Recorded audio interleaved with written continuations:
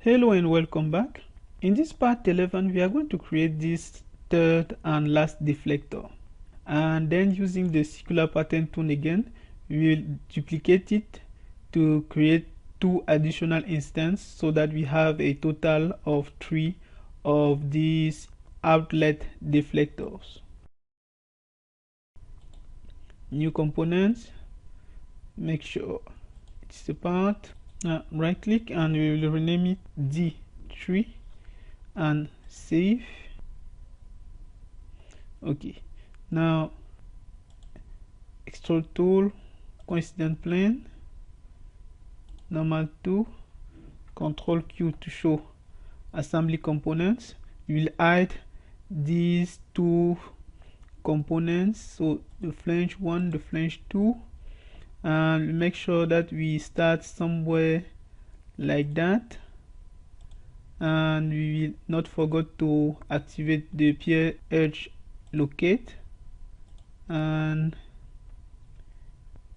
okay, something like this, and we close.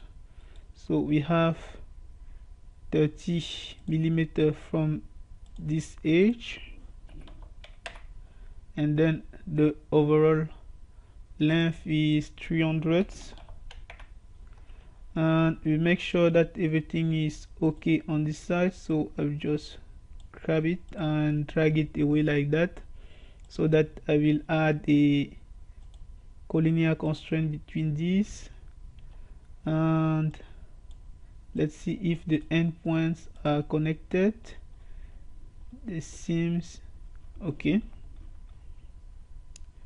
And what is left is to position this edge.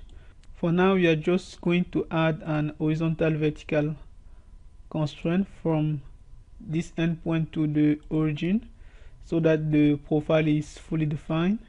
Then you close the sketch and make sure that the extent is symmetrical and the thickness is 12, and cancel.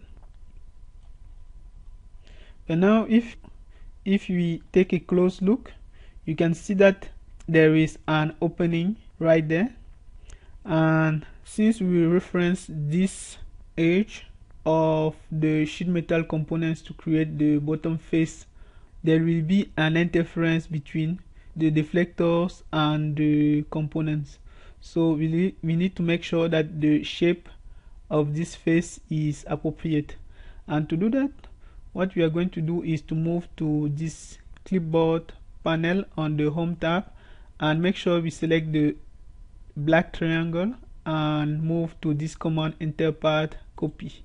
So this Interpart copy will allow us to select this face from this sheet metal components and copy it inside the deflector part, and we'll do the same for this next one, and cancel. Then Ctrl Q, and you can see the 2 faces are copied and linked inside our components.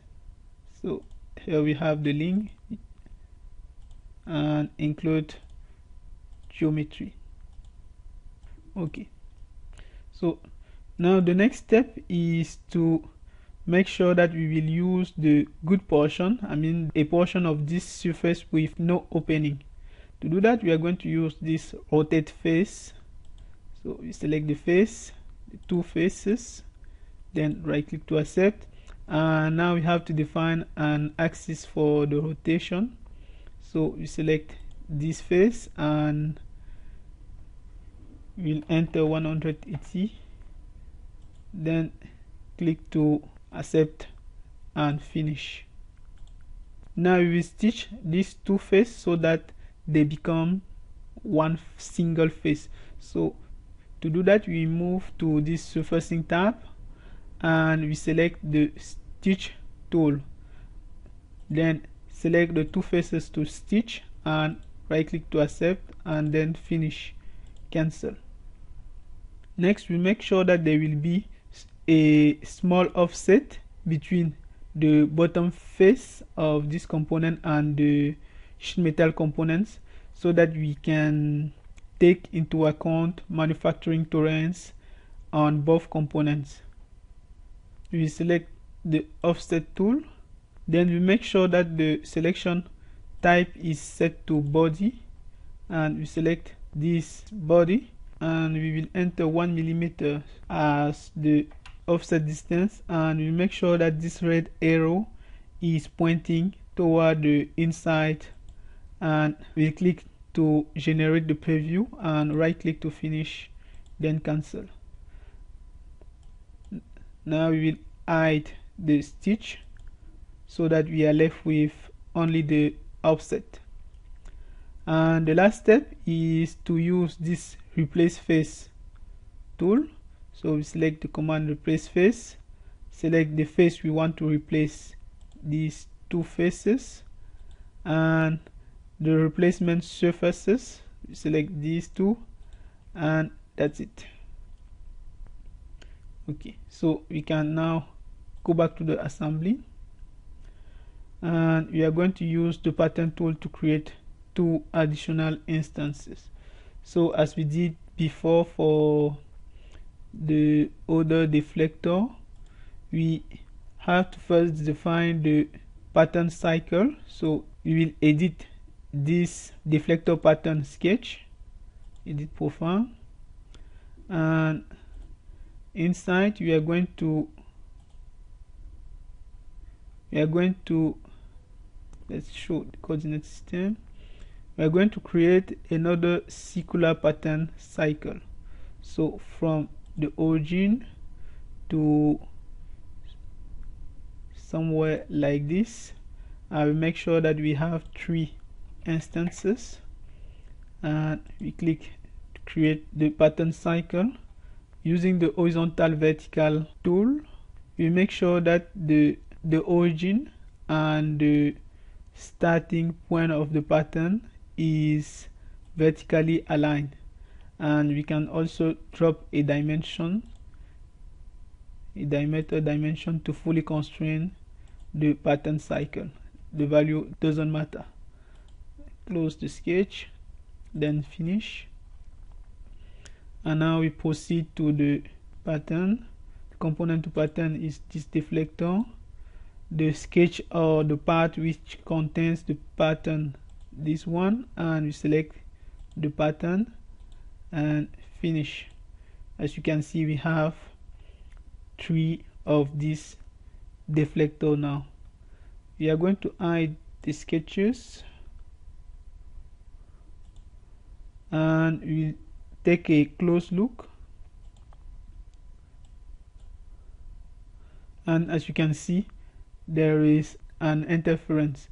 You have to modify this component so that there is no longer this interference. So select edit in place, and normal 2. Basically we shouldn't have this horizontal alignment, so we remove it, and instead we will add a dimension from this line to this one. And now we have to find the correct value for this distance, and it is not that complicated. So we want the 3 components to form an equilateral triangle in the worst case. So this is 12, and what you need to find is the distance between the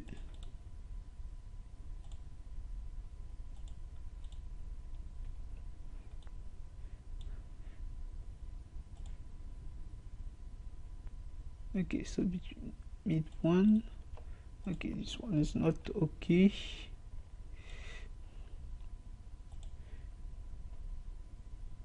Okay, distance between this intersection point and this edge.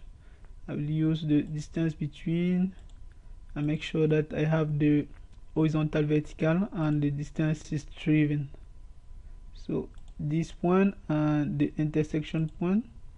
So we can do some math, or we can just throw it, and now we have the value 3.46. So just delete this, and we will enter 4 and then close sketch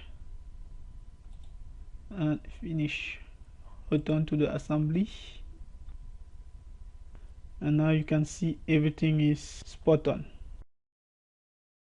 We'll make sure that we save our default configuration and switch to the parts configuration and make sure that we have the deflector and the 2 new instances visible. Then we'll save and go back to the default configuration. Okay, this will conclude this short part 11. We are going to dedicate part 12 to the stiffness. Hope to see you then, and thanks for watching.